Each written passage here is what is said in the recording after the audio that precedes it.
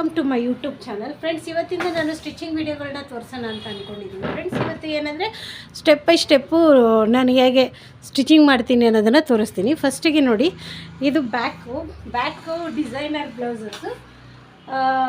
ನೋಡಿ, ಇದು design blouses, cut work ಇದೆ. ನಾನು ಫಸ್ಟಿಗೆ ಏನು ಮಾಡಿದ್ದೀನಿ, ಲೈನಿಂಗಿಗೆ ಆ್ಯಕ್ಚುಲಿ ಫಸ್ಟು ಸ್ಟಿಚ್ ಮಾಡೋ ಟೈಮಲ್ಲಿ ಇದನ್ನು ನಾನು ನಿಮ್ಗೆ ತೋರಿಸ್ಬೇಕಂತ ಎಲ್ಲಿ ನೆಕ್ ಬರುತ್ತೆ ಅಲ್ಲಿಗೆ ನಾನು ಒಂದು ಎಕ್ಸ್ಟ್ರಾ ಲೈನಿಂಗ್ನ ಅಟ್ಯಾಚ್ ಮಾಡ್ಕೊಂಡಿದ್ದೀನಿ. ಮತ್ತು ಇಲ್ಲಿ ಫ್ಯೂಸಿಂಗ್ ಇರೋದ್ರಿಂದ ನಾನು ಒಂದು ಸ್ಟಿಪ್ಗೋಸ್ಕರ, ಇಲ್ಲಾಂದರೆ ನೀವು ಎಕ್ಸ್ಟ್ರಾ ಬೇರೆ ರೀತಿಯಾಗಿ ಮಾಡೋದಾದ್ರೂ ಅದನ್ನು ನಾನು ನೆಕ್ಸ್ಟ್ ವೀಡಿಯೋದಲ್ಲಿ ತೋರಿಸ್ತೀನಿ. ಫಸ್ಟಿಗೆ ನೋಡಿ, ಇದು ಟರ್ನ್ ಆಗಬೇಕು. ಇದನ್ನು ಮೇಲೆ ಹಾಕ್ಕೊಂಡಿದ್ದೀನಿ, ಇಲ್ಲಿ ಮಾರ್ಕ್ ಮಾಡ್ಕೊಂಡಿದ್ದೀನಿ, ಇಲ್ಲೂ ಒಂದು ಸ್ಟ್ರೇಟ್ ಲೈನ್ ಮಾರ್ಕ್ ಮಾಡ್ಕೊಂಡಿದ್ದೀನಿ, ಇಲ್ಲೂ ಸ್ಟ್ರೇಟಾಗಿ ಒಂದು ಲೈನ್ಸ್ನ ಹಾಕ್ಕೊಂಡಿದ್ದೀನಿ. ಇಲ್ಲಾಂದರೆ ನೀವು ಮಾರ್ಕರಲ್ಲಿ ಈ ರೀತಿಯಾಗಿ ನೀವು ಒಂದು ಮಾರ್ಕಿಂಗ್ನ ಹಾಕ್ಕೋಬೋದು. ಇವತ್ತಿನ ವೀಡಿಯೋದಲ್ಲಿ ನಾನು ಬ್ಯಾಕನ್ನು ನಾನು ಹೇಗೆ ಟರ್ನ್ ಮಾಡ್ಕೋತೀನಿ ಅಂತ ತೋರಿಸ್ತೀನಿ. ಇಲ್ಲಿ ನೋಡ್ಕೋಬೇಕು, ಅರ್ಧ ಇಂಚು ಮಾರ್ಜಿನ್ ಆಗುವಷ್ಟು ನಾವು ಇಲ್ಲಿ ಪೀಸ್ನ ಬಿಟ್ಕೋಬೇಕಷ್ಟೇ. ಅದೇ ರೀತಿಯಾಗಿ ಇಲ್ಲಿ ಸ್ಟ್ರೇಟಾಗಿ ನಾನು ಒಂದು ಲೈನ್ನ ಹಾಕ್ಕೊಳ್ತೀನಿ. ಮೊದಲಿಗೆ ನಾವು ಇಲ್ಲಿ ಏನು ಸೆಂಟ್ರ್ ಪಾಯಿಂಟ್ ಇರುತ್ತಲ್ಲ, ಆ ಸೆಂಟ್ರ್ ಪಾಯಿಂಟ್ನ ಮೇಯ್ನ್ ನಾವು ನೋಡ್ಕೋಬೇಕಾಗುತ್ತೆ. ಈ ರೀತಿಯಾಗಿ ಸೆಂಟ್ರ್ ಪಾಯಿಂಟಿಗೆ ಒಂದು ಸ್ಟಿಚ್ನ ಹಾಕೋಬೇಕಾಗುತ್ತೆ. ಇಲ್ಲಿ ನಮಗೆ ಎಕ್ಸ್ಟ್ರಾ ಅಥವಾ ಕ್ಲಾತ್ ಎಕ್ಸ್ಟ್ರಾ ಇದೆ ಅಂತ ಹೇಳಿದ್ರೆ ಒಂದು ಸ್ಟ್ರೇಟ್ ಲೈನ್ನ ಹಾಕೊಳ್ಳಿ. ಈಸಿಯಾಗಿ ನಾವು ಸ್ಟಿಚ್ ಮಾಡಬೇಕು ಅಂತಂದರೆ ಈ ರೀತಿಯಾಗಿ ಮೆಥಡ್ಗಳನ್ನ ಫಾಲೋ ಮಾಡಿದ್ರೆ ನಮಗೆ ಫಾಸ್ಟಾಗಿ ಕೆಲಸ ಕೂಡ ಆಗುತ್ತೆ. ನೋಡಿ, ಇಷ್ಟು ಇದಾದಮೇಲೆ ನಾವು ಹೇಗೆ ಮಾಡಬೇಕು ಅನ್ನೋದನ್ನು ನಾನು ತೋರಿಸ್ತೀನಿ. ಇವಾಗ ಸೆಂಟರ್ ಲೈನ್ ಹಾಕ್ಕೊಂಡಿದ್ದೀನಲ್ಲ, ಈ ಸೆಂಟರ್ ಲೈನ್ಗೆ ಇಲ್ಲಿಂದ ಒಂದು ಡಮ್ಮಿ ಸ್ವಲ್ಪ ದೊಡ್ಡ ಸ್ಟಿಚ್ನ ಇಟ್ಕೊತೀನಿ. ದೊಡ್ಡ ಸ್ಟಿಚ್ನ ಇಟ್ಕೊಂಡು ಇಲ್ಲಿ ಏನು ಸ್ಟ್ರೇಟ್ ಲೈನ್ ಇದೆಯಲ್ಲ, ಇಲ್ಲಿ ಡಿವೈಡ್ ಆಗಬೇಕು, ನಮ್ಗೆ ವರ್ಕ್ ಅನ್ನೋದು ಡಿವೈಡ್ ಆಗಬೇಕು. ಅದಕ್ಕೋಸ್ಕರ ನಾನು ಈ ರೀತಿಯಾಗಿ ಸ್ಟ್ರೇಟಾಗಿ ಒಂದು ಸ್ಟಿಚಿಂಗ್ನ ಹಾಕ್ಕೊಳ್ತೀನಿ. ಇಲ್ಲಿ ನಾನು ಫಸ್ಟ್ ಆಲ್ರೆಡಿ ಒಂದು ಮಾರ್ಕ್ ಮಾಡ್ಕೊಂಡಿರೋದ್ರಿಂದ ಅದೇ ಮಾರ್ಕ್ ಮೇಲೆ ಈ ರೀತಿಯಾಗಿ ಸ್ಟ್ರೇಟ್ ಲೈನ್ನ ಹಾಕ್ಕೊಳ್ತೀನಿ. ನೋಡಿ, ಈ ರೀತಿಯಾಗಿ ಒಂದು ಸ್ಟ್ರೈಟ್ ಲೈನ್ನ ಹಾಕ್ಕೊಳ್ತೀನಿ. ಇವಾಗ ನಮಗೆ ಇಲ್ಲಿ ವರ್ಕ್ ಅನ್ನೋದು ಡಿವೈಡ್ ಆಗಿರುತ್ತೆ. ನೆಕ್ಸ್ಟ್ ಬಂದು ನಾವೇನು ಮಾಡಬೇಕು, ಈ ಆಫ್ ಟೆನ್ಷನ್ ಇರುತ್ತಲ್ಲ, ಈ ಆಫ್ ಟೆನ್ಷನ್ನ ಚೇಂಜ್ ಮಾಡ್ಕೋಬೇಕಾಗುತ್ತೆ. ಮೇಯ್ನಾಗಿ ನಮಗೆ ಈ ವರ್ಕ್ ಬ್ಲೌಸ್ ಎಲ್ಲ ಸ್ಟಿಚ್ ಮಾಡುವಾಗ ಫಿನಿಶಿಂಗ್ ನೀಟಾಗಿ ಬರಬೇಕು ಅಂತ ಹೇಳಿದ್ರೆ, ಇಲ್ಲ ನಾವು ದೊಡ್ಡ ಟೆನ್ಷನಲ್ಲಿ ಮಾಡ್ತೀವಿ ಅಂದರೆ ಮಾಡ್ಬೋದು, ಕೆಲವೊಂದು ಸರಿ ಬೀಡ್ಸ್ ಇಲ್ಲ ಅಂದರೆ ಮಾಡ್ಬೋದು, ಇಲ್ಲ ಅಂದರೆ ಮಾಡಲಿಕ್ಕಾಗಲ್ಲ. ಅದಕ್ಕೋಸ್ಕರ ಈ ರೀತಿಯಾಗಿ ಟೆನ್ಷನ್ನ ಚೇಂಜ್ ಮಾಡ್ಕೊಂಡಿದ್ದೀನಿ. ಈಗ ಟೆನ್ಷನ್ ಚೇಂಜ್ ಮಾಡ್ಕೊಂಡಾದ್ಮೇಲೆ ನೋಡಿ, ಈ ರೀತಿಯಾಗಿ ನಾನು ಬ್ಯಾಕ್ನ ಟರ್ನ್ ಮಾಡ್ಕೊಂಡಿದ್ದೀನಿ. ಇಲ್ಲಿ ಏನಕ್ಕೆ ಇದು ಎಕ್ಸ್ಟ್ರಾ ಮೇನ್ ಫ್ಯಾಬ್ರಿಕ್ ಇಟ್ಕೊಂಡಿದ್ದೀನಿ ಅಂದರೆ, ವರ್ಕ್ ಇಲ್ಲಿ ಬ್ರಾಡ್ ಬರಬೇಕಂದ್ರೆ ಇಲ್ಲಿ ಬ್ರಾಡ್ ಕೊಟ್ಟಿರೋದ್ರಿಂದ ನಮಗೆ ಇಲ್ಲಿ ಶೋಲ್ಡ್ರ್ ಚಿಕ್ಕದ ಪಾಯಿಂಟ್ ಬರಬೇಕು ಅಂತ ಹೇಳ್ಬಿಟ್ಟು ನಾನೇನು ಮಾಡಿದ್ದೀನಿ, ಇಲ್ಲಿ ಬ್ರಾಡ್ ಬರಲಿ, ಇಲ್ಲಿ ಶೋಲ್ಡ್ರ್ ಚಿಕ್ಕದು ಬರಲಿ ಅಂತೇಳಿ ಈ ಥರ ಮಾಡ್ಕೊಂಡಿದ್ದೀನಿ. ಇವಾಗ ಸ್ಟ್ರೇಟಾಗಿ ಈ ಥರ ಸ್ಟ್ರೇಟಾಗಿ ಇಟ್ಕೋಬೇಕು. ಇವಾಗ ಏನು ನಾವು ಕಟ್ ವರ್ಕ್ ಮಾಡಿಸಿದ್ದೀವಲ್ಲ, ಒಂದು ದಾರ ಬಿಟ್ಕೋಬೇಕು. ಯಾವಾಗಲೂ ಅಷ್ಟೇ, ಒಂದು ದಾರ ಆಗುವಷ್ಟು ಸ್ಟಿಚಿಂಗ್ನ ಬಿಟ್ಕೊಳ್ಳಿ. ಕರೆಕ್ಟಾಗಿ ಪಾಯಿಂಟ್ನ ಇಳಿಸ್ಕೊಳ್ಳಿ. ಕರೆಕ್ಟಾಗಿ ಪಾಯಿಂಟ್ಸ್ ಇಟ್ಕೊಂಡು ಒಂದು ದಾರ ಪೂರ್ತಿ ಹತ್ರದಲ್ಲಿ ಹಾಕ್ಬೇಡಿ, ಆವಾಗ ದಪ್ಪ ಬರೋ ಚಾನ್ಸಸ್ ಇರುತ್ತೆ, ಮತ್ತು ಫಿನಿಶಿಂಗ್ ಮಾಡುವಾಗ ಇನ್ನು ಹಾರ್ಡ್ ಅನಿಸುತ್ತೆ. ಅದಕ್ಕೆ ಒಂದು ದಾರ ಇಲ್ಲಿ ನೋಡಿಕೊಂಡು ಸ್ಟಿಪ್ಪಾಗಿ ಇಟ್ಕೊಂಡು ಈ ರೀತಿಯಾಗಿ ಇಲ್ಲಿ ಕರೆಕ್ಟಾಗಿ ಪಾಯಿಂಟಿಗೆ ನೀಡಲ್ನ ಇಳಿಸ್ಕೊಳ್ಳಿ. ನೀಡಲ್ನ ಇಳಿಸ್ಕೋಬೇಕು ಯಾವಾಗಲೂ ಕಟ್ ವರ್ಕಲ್ಲಿ, ನೀಡಲ್ನ ಇಳಿಸ್ಕೊಳ್ಳಿ. ಇದಾದಮೇಲೆ ನೋಡಿ, ನೀಟಾಗಿ ನಿಮಗೆ ಪೂರ್ತಿ ಬರಲಿಲ್ಲ ಅಂದಾಗ ಕೈಯಲ್ಲಿ ಸ್ವಲ್ಪ ತಿರುಗಿಸ್ಕೊಂಡು ಕರೆಕ್ಟ್ ಪಾಯಿಂಟಿಗೆ ನೀವು ನೀಡಲ್ನ ಇಳಿಸ್ಕೋಬೇಕು. ಯಾವಾಗಲೂ ಅಷ್ಟೇ, ಕಟ್ ವರ್ಕ್ ಅಂತ ಬಂದಾಗ ಸ್ವಲ್ಪ ನೋಡಿಕೊಂಡೇ ಮಾಡಬೇಕು, ಸ್ವಲ್ಪ ನಿಧಾನ ಆಗುತ್ತೆ. ಪ್ರತಿ ಬ್ಯಾಕು ಯಾವುದೇ ಡಿಸೈನ್ ಮಾಡಿದ್ರೂ ಈಗ ಸ್ಟಿಚಿಂಗ್ ವಿಡಿಯೋಗಳನ್ನ ನಾನು ತೋರಿಸ್ತಾ ಹೋಗ್ತೀನಿ. ಫ್ರೆಂಡ್ಸ್, ಇಷ್ಟು ದಿನ ಕಟ್ಟಿಂಗ್ ವಿಡಿಯೋಗಳು ಹಾಕಿದ್ದೀನಿ, ಇನ್ನೂ ಕಟ್ಟಿಂಗ್ ವಿಡಿಯೋಗಳು ವೆರೈಟಿ ಹಾಕೋದಿದೆ, ಅದನ್ನು ಹಾಕ್ತಾ ನಿಮಗೆ ನಾನು ಹೇಗೆ ಸ್ಟಿಚ್ ಮಾಡ್ತೀನಿ ಅನ್ನೋದನ್ನು ನಾನು ತೋರಿಸ್ತೀನಿ. ನೆಕ್ಸ್ಟು ಇದು ಸ್ಲೀವು ಮತ್ತು ಬ್ಯಾಕು ಎಲ್ಲ ಒಂದೇ ರೀತಿಯಾಗಿ ಕಟ್ ವರ್ಕ್ ಇರೋದ್ರಿಂದ ನಾನು ಇದು ಬ್ಯಾಕ್ ಪಾರ್ಟ್ ಮಾತ್ರ ನಾನು ನಿಮಗೆ ತೋರಿಸ್ತೀನಿ. ಸ್ಲೀವು ಕೂಡ ಇದೇ ರೀತಿಯಾಗಿ ನಾನು ಸ್ಟಿಚ್ ಮಾಡ್ಕೊಳ್ತೀನಿ. ಇನ್ನು ಬರುವಂಥ ಡಿಸೈನ್ಗಳು, ವರ್ಕ್ ಬ್ಲೌಸ್ಗಳು ಬರ್ತಾವಲ್ಲ, ಆ ವರ್ಕ್ ಬ್ಲೌಸ್ಗಳನ್ನ ನಾನು ಹೇಗೆ ಸ್ಟಿಚ್ ಮಾಡ್ತೀನಿ ಅನ್ನೋದನ್ನು ತೋರಿಸ್ತೀನಿ. ಫ್ಯೂಸಿಂಗ್ ಹೇಗೆ ಕೊಡೋದು, ಇದನ್ನೆಲ್ಲ ನಾವು ವಿಡಿಯೋದಲ್ಲಿ ನೋಡ್ತಾ ಹೋಗೋಣ. ಇವತ್ತು ಬ್ಯಾಕನ್ನು ಹೇಗೆ ಸ್ಟಿಚ್ ಮಾಡೋದು ಅಂತ ಫಸ್ಟಿಗೆ ನೋಡ್ಕೊಳ್ಳೋಣ. ನೋಡಿ, ನಿಮಗೆ ಒಂದು ಸ್ಟಿಚ್ ಸಾಕು ಅಂದರೆ ಒಂದೇ ಸ್ಟಿಚ್ ಸಾಕು. 2 ಸ್ಟಿಚ್ ಬೇಕು ಅಂತ ಅಂದರೆ ನೀವು 2 ಸ್ಟಿಚ್ಗಳನ್ನ ಹಾಕ್ಕೋಬೋದು. ಇವಾಗ ಒಂದು ಸ್ಟಿಚ್ ಆಲ್ರೆಡಿ ಹಾಕ್ಕೊಂಡಿರೋದ್ರಿಂದ ಈಗ ಇನ್ನೂ ಒಂದು ಸ್ಟಿಚ್ಚನ್ನು ನಾನು ನೀಟಾಗಿ ಹಾಕ್ಕೊಳ್ತೀನಿ. ಯಾಕಂತ ಹೇಳಿದ್ರೆ ಇವಾಗ ನಮಗೆ ಎಲ್ಲಾದರೂ ಪಾಯಿಂಟು ಈ ಪಾಯಿಂಟಲ್ಲಿ ಏನಾದರೂ ಕರೆಕ್ಟಾಗಿ ಕುತ್ಕೊಳ್ಳಿಲ್ಲ ಅಂತ ಅನಿಸಿದ್ರೆ ನಾವು ಈ ರೀತಿಯಾಗಿ ಇಳಿಸ್ಕೋಬೇಕಾಗುತ್ತೆ. ಮತ್ತು ನೀಟಾಗಿ ಎಲ್ಲಾದರೂ ಕವರ್ ಆಗಬೇಕು ಅಂತ ಹೇಳಿದ್ರು ಕೂಡ ನಾವು ನೀಟಾಗಿ ಇಳಿಸ್ಕೊಳ್ಳೋಲ್ಲ. ಈಗ ಮೊದಲನೇ ಸರಿ ನಮಗೆ ಸ್ಲೋ ಆಗುತ್ತೆ, ಎರಡನೇ ಸರಿಗೆ ನಮಗೆ ಫಾಸ್ಟಾಗಿ ಆಗುತ್ತೆ. ಯಾಕಂದರೆ ಆಲ್ರೆಡಿ ಸ್ಟಿಚ್ ಬಿದ್ದಿರುತ್ತಲ್ಲ, ನಮಗೆ ಯಾವುದೇ ರೀತಿಯಾಗಿ ಸ್ಲೋ ಆಗಲ್ಲ. ಇದೇ ರೀತಿಯಾಗಿ ನೋಡಿ ಪಾಯಿಂಟ್ ಇಳಿಸ್ಕೋವಾಗ ಮಾತ್ರ ಈ ಶೇಪ್ ಇರುತ್ತಲ್ಲ ಕಟ್ ವರ್ಕು, ಆ ಶೇಪಲ್ಲಿ ನೀಟಾಗಿ ಇಳಿಸ್ಕೋಬೇಕು. ನಾರ್ಮಲ್ ಕಟ್ ವರ್ಕು ಕೂಡ ನಾನು ನೆಕ್ಸ್ಟ್ ವಿಡಿಯೋದಲ್ಲಿ ತೋರಿಸ್ತೀನಿ. ಶಾರ್ಟ್ಸಲ್ಲಿ ಹಾಕಿದ್ದೀನಿ, ಬಟ್ ವಿಡಿಯೋದಲ್ಲಿ ಹೇಗೆ ಮಾಡ್ತೀನಿ ಅನ್ನೋದನ್ನು ನಾನು ಇನ್ಮೇಲೆ ತೋರಿಸ್ತಾ ಹೋಗ್ತೀನಿ. ತುಂಬ ಡಿಸೈನ್ಸ್ ಬಂದಿದೆ, ಕಟ್ ವರ್ಕ್ ಡಿಸೈನು, ತುಂಬ variety off cut work blouses ಬಂದಿದೆ. ಅದರದ್ದು ವಿಡಿಯೋ ಮತ್ತು ಹೈನೆಕ್ ಬಂದಿದೆ.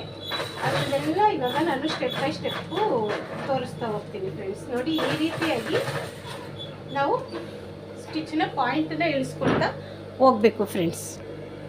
ನೋಡಿ ಫ್ರೆಂಡ್ಸ್, ಇವಾಗ ಇದು ಸ್ಟಿಚ್ ಆಯ್ತಲ್ವ, ಇವಾಗ ನಾನು ಇದನ್ನು ಸ್ವಲ್ಪ ಪೀಸ್ನ ಬಿಟ್ಟು ಕಟ್ ಮಾಡ್ಕೊಳ್ತೀನಿ. ನಮಗೆ ಎಷ್ಟು ಬೇಕಾಗುತ್ತೆ ಅಷ್ಟು ಪೀಸ್ನ ಇಟ್ಕೊಂಡು ಈ ರೀತಿಯಾಗಿ ಕಟ್ ಮಾಡ್ಕೋಬೇಕು.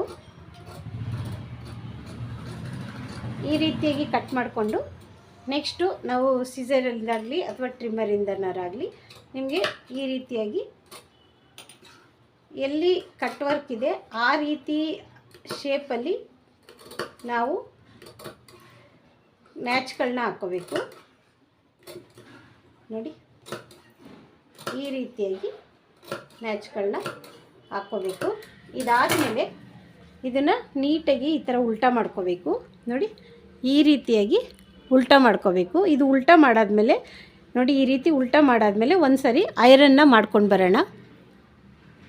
ನೋಡಿ ಇದನ್ನು ಪೂರ್ತಿ ಈ ಥರ ಉಲ್ಟಾ ಮಾಡಿ ನಾನು ಸ್ವಲ್ಪ ಐರನ್ ಮಾಡ್ಕೊಂಡು ಬರ್ತೀನಿ ಇದಕ್ಕೆ. ಆಮೇಲೆ ಇದನ್ನು ತೋರಿಸ್ತೀನಿ ಹೇಗೆ ಫಿನಿಶಿಂಗ್ ಮಾಡೋದು ಅಂತ. ನೋಡಿ ಫ್ರೆಂಡ್ಸ್, ಈ ಥರ ನೀಟಾಗಿ ಐರನ್ ಮಾಡ್ಕೊಂಡು ಬಂದಿದ್ದೀನಿ ನಾನು. ಇದಾದಮೇಲೆ ನಾನು ಒಂದು ಸ್ಟಿಚ್ನ ಹಾಕ್ತೀನಿ. ಬೇಕಂದರೆ ಸ್ಕಿಪ್ ಮಾಡ್ಕೋಬೋದು, ತೊಂದರೆ ಇಲ್ಲ. ಇಲ್ಲಿ ಇನ್ನೂ ನೀಟಾಗಿ ಕುತ್ಕೋಬೇಕು ಅಂತ ಹೇಳಿದ್ರೆ ನಾನು ಇದೇ ಹಾಫ್ ಟೆನ್ಷನ್ ಇರುತ್ತಲ್ಲ, ಹಾಫ್ ಟೆನ್ಷನಲ್ಲಿ ಇಲ್ಲಿ ಒಂದು ಲೈನ್ಸ್ನ ಹಾಕ್ತೀನಿ. ಯಾವ ರೀತಿ ಹಾಕ್ತೀನಿ ಅಂತ ತೋರಿಸ್ತೀನಿ ನೋಡಿ. ಈ ಹಾಫ್ ಟೆನ್ಷನ್ ಏನಿರುತ್ತಲ್ಲ ಅದೇ ರೀತಿಯಾಗಿ ಇಲ್ಲಿ ಶೇಪಲ್ಲಿ ಇದು ಕರು ಶೇಪ್ ಇದೆ. ಈ ಕರು ಶೇಪ್ ಏನಿದೆ ಅಲ್ಲ, ಕರೆಕ್ಟಾಗಿ ನೀಡಲ್ನ ಇದೇ ರೀತಿಯಾಗಿ ನಾವು ಲಾಸ್ಟ್ ಹೆಂಗೆ ಮಾಡಿದ್ವಿ ಅದೇ ರೀತಿಯಾಗಿ ಈ ಥರ ಇಳಿಸ್ಕೋಬೇಕು. ಇಳಿಸ್ಕೊಂಡಾದ್ಮೇಲೆ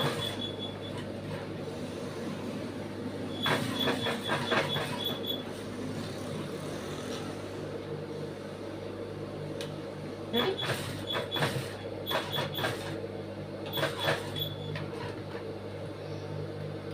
ಈ ರೀತಿಯಾಗಿ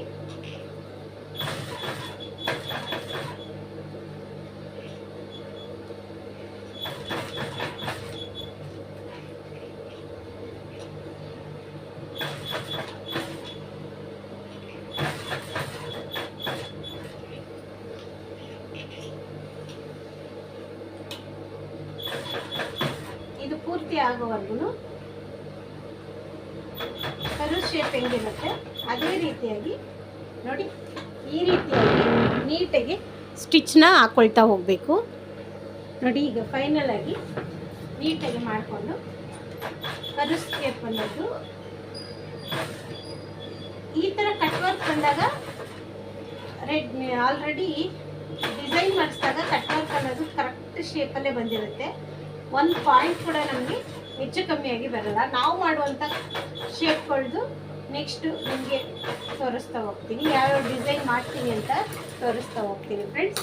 ನೋಡಿ ಈ ರೀತಿಯಾಗಿ ಎಷ್ಟು ನೀಟಾಗಿ ಫಿನಿಶಿಂಗ್ ಬಂತು ನೋಡಿ, ಈಸಿಯಾಗಿ ಬಂತು ನೋಡಿ. ಈ ರೀತಿಯಾಗಿ ಸ್ಟಿಚ್ ಮಾಡ್ಕೊಳ್ಳೋದ್ರಿಂದ ನಮಗೆ ಇಲ್ಲಿ ಫಿನಿಶಿಂಗ್ ಕೂಡ ನೀಟಾಗಿ ಬರುತ್ತೆ. ಇವಾಗ ನೋಡಿ ಈ ರೀತಿ ಆಯಿತು. ಇವಾಗ ಬ್ಯಾಕ್ ಈಗ ಫ್ಲಾಟಾಗಿ ಇಟ್ಕೊಂಡು ನಾವು ಟೆನ್ಷನ್ನ ಚೇಂಜ್ ಮಾಡ್ಕೋಬೇಕಾಗುತ್ತೆ. ಇನ್ನು ನಮಗೆ ಟೆನ್ಷನ್ದು ಕೆಲಸ ಇರಲ್ಲ, ಯಾಕಂದರೆ ಇವಾಗ ನಾವು ನಾರ್ಮಲ್ ಟೆನ್ಷನ್ ಹಾಕ್ಕೊಂಡು ಸ್ಟಿಚ್ನ ಮಾಡ್ಕೋಬೇಕು. ನೋಡಿ ಈ ರೀತಿಯಾಗಿ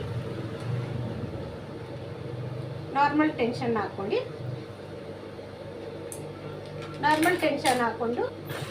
ಏನು ಲೈನಿಂಗ್ ಇದೆಯಲ್ಲ ಅದನ್ನು ಮೇನ್ ಫ್ಯಾಬ್ರಿಕ್ಕಿಗೆ ಈ ರೀತಿಯಾಗಿ ಅಟ್ಯಾಚ್ ಮಾಡ್ಕೊಳ್ಳೋಣ. ಬ್ಯಾಕ್ ಇವತ್ತು ಎಷ್ಟು ಈಸಿಯಾಗಿ ರೆಡಿ ಮಾಡ್ಬೋದು ಅಂತ ತೋರಿಸ್ತೀನಿ. ಸ್ಲೀವ್ನು ಬೇಕು ಅಂತ ಹೇಳಿದ್ರೆ ಅದು ಕೂಡ ನಾನು ನೆಕ್ಸ್ಟ್ ವಿಡಿಯೋಗಳಲ್ಲಿ ಹಾಕ್ತಾ ಹೋಗ್ತೀನಿ. ಇನ್ನು ಇದೇ ರೀತಿಯಾದಂಥ ಡಿಸೈನ್ಗಳು ಬ್ಲೌಸ್ಗಳು ಬರುತ್ತೆ, ಆ ಟೈಮಲ್ಲಿ ನಿಮಗೆ ತೋರಿಸ್ತೀನಿ. ನೋಡಿ, ಇಲ್ಲಿ ಅರ್ಧಕ್ಕೆ ನಾನು ಸ್ಟಾಪ್ ಮಾಡ್ಕೊಳ್ತಾ ಇದ್ದೀನಿ. ಯಾಕಂತ ಹೇಳಿದ್ರೆ ಇಲ್ಲಿ ಫಸ್ಟು ನಾವು ನೋಡ್ಕೋಬೇಕು, ನೀಟಾಗಿ ಈ ರೀತಿಯಾಗಿ ಸ್ಟಿಚ್ ಮಾಡ್ಕೋಬೇಕು. ಎಲ್ಲೂ ಸ್ವಲ್ಪ ಲೂಸ್ ಕೊಟ್ಟು ಕೂಡ ನೀಟಾಗಿ ಬರಲ್ಲ. ಎರಡು ಮೇನ್ ಫ್ಯಾಬ್ರಿಕ್ ಮತ್ತು ಲೈನಿಂಗ್ ಎರಡು ಈಕ್ವಲ್ ಆಗಿರಬೇಕು. ನೋಡಿ, ಈ ರೀತಿಯಾಗಿರಬೇಕು. ನಾನಿಲ್ಲಿ ಸ್ಟಿಚ್ ಹಾಕ್ಕೊಂಡಿರೋದ್ರಿಂದ ಈ ರೀತಿಯಾಗಿ ಸ್ಟಿಚ್ ಹಾಕೊಳ್ಳಿ. ನೀವು ಮೇನ್ ಉಲ್ಟಾದಲ್ಲೂ ಕೂಡ ನೀವು ಈ ರೀತಿಯಾಗಿ ನೋಡ್ಕೋಬೋದು. ನೋಡಿ, ನಮಗೆ ಫ್ಯಾಬ್ರಿಕ್ ಸ್ಟಿಪ್ ಆಗಿರಬೇಕು ಮತ್ತು ಡಿಸೈನ್ ಕೂಡ ಕರೆಕ್ಟಾಗಿದೆ ಅಂತ ಹೇಳಿದ್ರೆ ಈ ರೀತಿಯಾಗಿ ಸ್ಟಿಚಿಂಗ್ನ ಮಾಡ್ಕೋಬೇಕು. ನೋಡಿದ್ರಲ್ಲ, ಈಗ ಫುಲ್ ಇದನ್ನು ಎಕ್ಸ್ಟ್ರಾ ಪೀಸ್ ಎಲ್ಲನೂ ಕಟ್ಟಿಂಗ್ ಮಾಡ್ಕೋಬೇಕು. ಇವಾಗ ನೋಡಿ, ಈ ಬ್ಲೌಸ್ದು ಇಲ್ಲಿ ನಾವು ಲೈನಿಗೆಲ್ಲ ಅಟ್ಯಾಚ್ ಮಾಡಿದ್ವಲ್ಲ, ಈಗ ಬ್ಯಾಕಲ್ಲಿ ಪಟ್ಟಿ ಕೊಡಬೇಕಲ್ಲ, ಈ ಪಟ್ಟಿ ನೋಡ್ಕೊಳ್ಳಿ. ಒಂದ್ಸರಿ ನೀವು ಬೇಕಂದರೆ ಈ ರೀತಿಯಾಗಿ ಫಸ್ಟಿಗೆ ಫೋಲ್ಡ್ ಮಾಡ್ಕೋಬೋದು. ನೋಡಿ, ಈ ರೀತಿಯಾಗಿ ಫೋಲ್ಡ್ ಮಾಡ್ಕೊಳ್ಳಿ. ನಿಮಗೆ ಯಾವ ಸೈಜಲ್ಲಿ ಬೇಕು ಆ ಸೈಜಲ್ಲಿ ನಿಮಗೆ ಎಷ್ಟು ಲೆಂತ್ ಬೇಕಂತ ನೋಡ್ಕೊಳ್ಳಿ. ನೋಡಿಕೊಂಡು ಫಸ್ಟಿಗೆ ನೀವು ಈ ಥರ ಒಂದು ಸ್ಟಿಚ್ ಕೂಡ ಹಾಕ್ಕೋಬೋದು, ಇಲ್ಲಾಂದರೆ ಆಮೇಲೆ ಕೂಡ ಹಾಕೋಬೋದು. ಈಗ ಇದು ರೆಡಿ ಇದೆಯಲ್ಲ, ಇದನ್ನು ಮೇನ್ ಫ್ಯಾಬ್ರಿಕ್ಕಿಗೆ ಈ ಥರ ಇಟ್ಕೊಳ್ಳೋಣ. ನೀವು ಇದರಲ್ಲಿ ಕೆಳಗಡೆ ಪೈಪಿಂಗ್ ಕೂಡ ಕೊಡ್ಬೋದು. ಅದನ್ನು ಕೂಡ ನಾನು ನೆಕ್ಸ್ಟ್ ವಿಡಿಯೋದಲ್ಲಿ ಹೇಗೆ ಪೈಪಿಂಗ್ ಕೊಡ್ತೀನಿ ಅಂತ ತೋರಿಸ್ತೀನಿ. ಒಂದೊಂದು ವಿಡಿಯೋದಲ್ಲಿ ಹೊಸ ಹೊಸ ರೀತಿಯಾಗಿ ಯಾವ್ಯಾವ ರೀತಿಯಾಗಿ ನಾವು ಹೊಸ ಡಿಸೈನು ಅಥವಾ ಹೊಸ ಸ್ಟೈಲಲ್ಲಿ ಸ್ಟಿಚ್ ಮಾಡ್ಬೋದು, ಈಸಿಯಾಗಿ ಮಾಡ್ಬೋದು ಅನ್ನೋದನ್ನು ತೋರಿಸ್ತೀನಿ. ನೋಡಿ, ಈ ರೀತಿಯಾಗಿರುತ್ತೆ. ಇಲ್ಲಿ ಒಂದು ಮೇಲೆ ಲೈನಿಂಗ್ ಪೀಸ್ ಮೇಲೆ ಒಂದು ಸ್ಟಿಚನ್ನ ಹಾಕೋಬೇಕಾಗುತ್ತೆ. ಈ ಲೈನಿಂಗ್ ಪೀಸ್ ಮೇಲೆ ಸ್ಟಿಚ್ ಹಾಕೊಳ್ಳೋದು ಮತ್ತು ಇದು ನಮಗೆ ಮೇನ್ ಫ್ಯಾಬ್ರಿಕ್ಗೆ ಅಟ್ಯಾಚ್ ಆಗಲ್ಲ. ಯಾಕಂದರೆ ಹೇಳಿದ್ರೆ ಇದನ್ನು ನಾವು ನೋಡಿ ಈ ರೀತಿಯಾಗಿರುತ್ತೆ. ಇಲ್ಲಿಂದ ಒಂದು ನಮಗೆ ಹೀಗೆ ನೋಡಿಕೊಂಡು ನಾವಿಲ್ಲಿ ಒಂದು ಡಮ್ಮಿ ಅಂದರೆ ಒಂದು ದೊಡ್ಡ ಸ್ಟಿಚ್ನ ಇಟ್ಟು ಈ ಥರವಾಗಿ ಸ್ಟಿಚ್ ಮಾಡ್ಕೊಬೇಕು. ನೀವು ಫಸ್ಟೇ ಡಾಟ್ ಕೂಡ ಇಟ್ಕೋಬೋದು, ಅದು ನೆಕ್ಸ್ಟ್ ವಿಡಿಯೋದಲ್ಲಿ ತೋರಿಸ್ತೀನಿ. ಹೊಸ್ದಾಗಿ ಕಲಿಯೋರಿಗೆ ಸ್ವಲ್ಪ ಕನ್ಫ್ಯೂಸ್ ಆಗುತ್ತೆ ಅಂತ ಹೇಳಿದ್ರೆ ಈ ರೀತಿಯಾಗಿ ಮಾಡ್ಕೊಳ್ಳಿ. ಇದಾದಮೇಲೆ ನಮಗೆ ಎಲ್ಲಿ ನಾವು ಡಾಟ್ ಮಾರ್ಕ್ನ ಮಾಡ್ಕೋಬೇಕು ಅಂತ ಒಂದ್ಸರಿ ಚೆಕ್ ಮಾಡ್ಕೋಬೇಕು. ನೋಡಿ, ಈ ರೀತಿಯಾಗಿ ಒಂದು ಮಾರ್ಕ್ನ ಮಾಡ್ಕೊಳ್ಳಿ. ಈ ರೀತಿ ಮಾಡಿಕೊಂಡು ಇಲ್ಲಿ ಶೋಲ್ಡ್ರ್ ಸೆಂಟರ್ ಇರುತ್ತಲ್ಲ, ಈ ಶೋಲ್ಡ್ರ್ ಸೆಂಟರಲ್ಲಿ ಈ ರೀತಿಯಾಗಿ ಒಂದು 4 ಇಂಚಿಗೆ ಮಾರ್ಕ್ ಮಾಡ್ಕೊಳ್ಳಿ. ಕರೆಕ್ಟಾಗಿ ನೀವು ನೋಡ್ಕೋಬೇಕು, ಯಾವುದೇ ಕಾರಣಕ್ಕೂ ಆ ಕಡೆ ಈ ಕಡೆ ಹೋಗಬಾರ್ದು. ಈ ರೀತಿಯಾಗಿ ಒಂದು ಮಾರ್ಕ್ನ ಮಾಡ್ಕೊಳ್ಳಿ. ಈ ಸೆಂಟ್ರ್ ಪಾಯಿಂಟ್ನ ಇಟ್ಕೊಂಡು ಒಂದ್ಸರಿ ಚೆಕ್ ಮಾಡ್ಕೊಳ್ಳಿ. ನೋಡಿ, ನಾನಿಲ್ಲಿ ಮಾರ್ಕ್ ಮಾಡ್ಕೊಂಡಿರೋದು ಕರೆಕ್ಟಾಗಿ ಬಂದಿದೆ. ಆ ರೀತಿಯಾಗಿ ಮಾರ್ಕ್ ಮಾಡಿಕೊಂಡು ಇಲ್ಲಿಂದ ನೋಡಿ ಅರ್ಧ ಇಂಚು ಈ ರೀತಿಯಾಗಿ ತಗೊಳ್ಳಿ. ಇಲ್ಲಿಂದ ಈ ರೀತಿಯಾಗಿ ಎಷ್ಟು ಹಿಡಿಬೇಕು ಅಂದ್ಕೊಂಡಿರ್ತೀರ ಅಷ್ಟಕ್ಕೆ ಒಂದು ಮಾರ್ಕ್ ಮಾಡ್ಕೊಳ್ಳಿ. ನೀವು ಫಸ್ಟಿಗೆ ಏನಾದರೂ ಮಾರ್ಕ್ ಮಾಡ್ಕೊಳ್ಳಿಲ್ಲ ಅಂತ ಹೇಳುತ್ತೆ, ಸಾರಿ, ಇಲ್ಲಿ ನೋಡಿ ಮೆಜರ್ಮೆಂಟ್ ಬ್ಲೌಸ್ ಇರುತ್ತಲ್ಲ, ಮೆಜರ್ಮೆಂಟ್ ಬ್ಲೌಸಲ್ಲಿ ಎಷ್ಟು ಡಾಟ್ ಹಿಡ್ದಿರ್ತಾರೆ ಅಂತ ಒಂದ್ಸರಿ ಚೆಕ್ ಮಾಡ್ಕೊಳ್ಳಿ. ಇಲ್ಲಿಂದ ಒಂದು ಮಾರ್ಕ್ನ ಮಾಡ್ಕೊಳ್ಳಿ. ನೋಡಿ, ಈ ರೀತಿಯಾಗಿ ಮಾರ್ಕ್ ಮಾಡಿಕೊಂಡು ಈ ರೀತಿಯಾಗಿ ಇಲ್ಲಿ ರಫ್ ಮಾಡ್ಕೊಳ್ಳಿ. ಯಾಕಂದರೆ ಇಲ್ಲಿ ಲಾಕ್ ಮಾಡ್ಕೋಬೇಕು, ಯಾವುದೇ ಕಾರಣಕ್ಕೂ ನಮಗೆ ನೀಟಾಗಿ ಗೊತ್ತಾಗಬೇಕು. ಇಲ್ಲಿಂದ ನೀವು ಚೆಕ್ ಮಾಡ್ಕೊಳ್ಳಿ ಎಷ್ಟು ಕರೆಕ್ಟಾಗಿ ಈಕ್ವಲ್ ಆಗಿರಬೇಕು ಡಾಟು. ಅದೇ ರೀತಿಯಾಗಿ ಇಲ್ಲಿ ಮತ್ತು ಇಲ್ಲಿ ನೀವು ಸ್ವಲ್ಪ ಈಕ್ವಲ್ ನೋಡ್ಕೋಬೇಕು. ಇಲ್ಲಿಂದ ಇಲ್ಲಿ ಗ್ಯಾಪ್ ಏನಾದರೂ ಹೆಚ್ಚು ಕಮ್ಮಿ ಇದೆ ಅನಿಸಿದ್ರೆ ಸ್ವಲ್ಪ ಈ ಕಡೆ ತಗೊಳ್ಳಿ.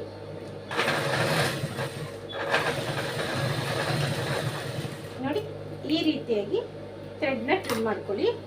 ಈಸಿಯಾಗಿ ಬ್ಯಾಕ್ ಪಾರ್ಟ್ ಅನ್ನೋದು ರೆಡಿಯಾಗಿದೆ. ನೋಡಿದ್ರಲ್ಲ ಎಷ್ಟು ನೀಟಾಗಿ ಫಿನಿಶಿಂಗ್ ಬಂದಿದೆ ಅಂತ. Thank you friends.